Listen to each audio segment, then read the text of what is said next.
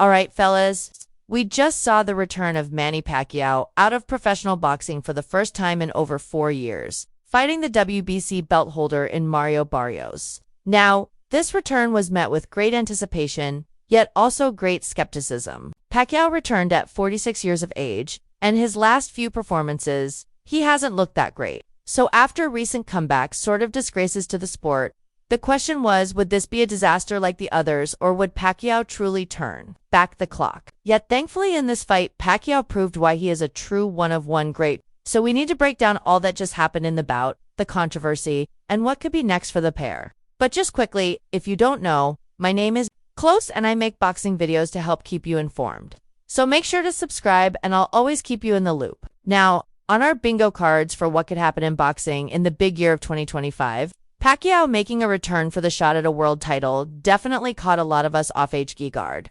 Although there were many reasons to be excited, there's only been a couple times in boxing history where a champ has returned like this and achieved true success, and with Pacquiao having previously a number of issues and having racked up significant punishment throughout the years, there was due cause to be concerned. Yet, this concern couldn't and wouldn't override the love that people have for Pacquiao. The noise on the broadcast in the arena seemed incredible. He's truly a man of the people, and the crowd of the arena absolutely showed it as he was walking out. As the fight kicked off, Manny Pacquiao immediately set the pace, starting in and out with sharp jabs and combinations that thrilled the crowd. Although Mario Barrios was cautious early, he did land some clean counters and began to use his height and reach to try to keep Pacquiao at bay. But still, Pacquiao's activity and speed won him these early rounds as he consistently outthrew and outlanded the younger fighter. He certainly didn't look his age, but Barrios seemed almost too respectful, and this would continue to haunt him through the fight. As the middle rounds unfolded, Barrios did grow more comfortable. He started to use his jab a lot better and started to time Pacquiao with counters. Pacquiao, however, continued to turn back the clock and wow the crowd with quick flurries and sharp left hands, showing impressive stamina and reflexes for a 46-year-old while Barrios remained technically disciplined. He struggled to match Pacquiao's volume and intensity. Heading into the final rounds, Barrios did have his best success, especially in the 11th, landing his best shots and pushing Pacquiao backwards for the first time in the fight. He finally seemed to respond to the urgency of the moment. He was too respectful for too long and he actually decided to fight. He wasn't throwing combinations for most of the fight or trying to push Pacquiao back. And the second he did, what a surprise, he actually found success.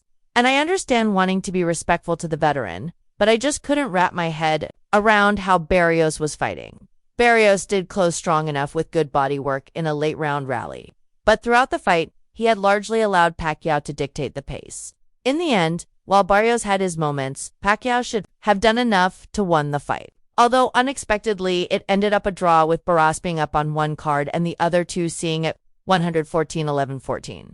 The term robbery does get thrown around a lot. I think this sort of was a borderline robbery. I had Pacquiao up a couple rounds, and Barrios, he truly needed those last 3 rounds to win. And do I think he won them all? Well, that's a bit debatable. It was certainly a close fight, but from what I've seen, not many scored it in favor of Barrios. Let me know what you think down below. Do you reckon it was a robbery? What were your scorecards? I reckon regardless of the score, it is a bit of a moral victory for Pacquiao to come back at 46. 4 years out the professional ring and put on a decent performance against the WBC world champion is a huge win and will be talked about for years to come. But of course, the question now turns to what's next. I think Pacquiao did look good in this fight, but if we're being honest, I don't think he should be really competing at the world level. They chose Barrios for a reason. He was easily the weakest champion in the division, not a cherry pick, but kind of close. And I don't think Pacquiao tonight faced a world champion level opponent. Barrios was just too respectful.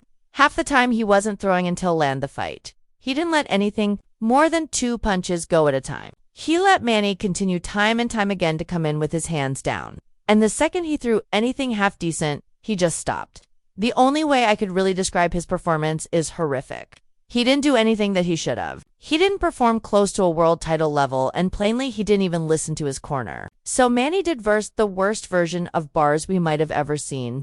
And although his performance was commendable, he still didn't get the win. And he said in the post-fight interview that he wants to continue to box after this. The question is, where does he go now? The obvious answer to me is if he's going to take another fight, he should go after Barrios again. I think Barrios would perform better next time. But honestly, it's Pacquiao's best shot at a belt. I think it would be an incredibly tough watch to see him go after any of the other champions or even contenders. Imagine him against a fighter like Brian Norman Jr., unless they treat the bout like an exhibition. It would be a tough watch. And if Pacquiao fights again, it's going to be against a big name. If it isn't against Barrios, expect a Raleigh or a Ryan. Or even potentially a Conor Benn if the Eubank rematch falls through. I genuinely couldn't think of much worse or a worse style matchup than to see a pressure-heavy big puncher like Ben go against this version of Pacquiao. Honestly, I just hope to see him retire again. Although, for some reason, I think that's pretty unlikely. I just hope it's Barrios next and not a horrific style matchup which would just be ugly to watch.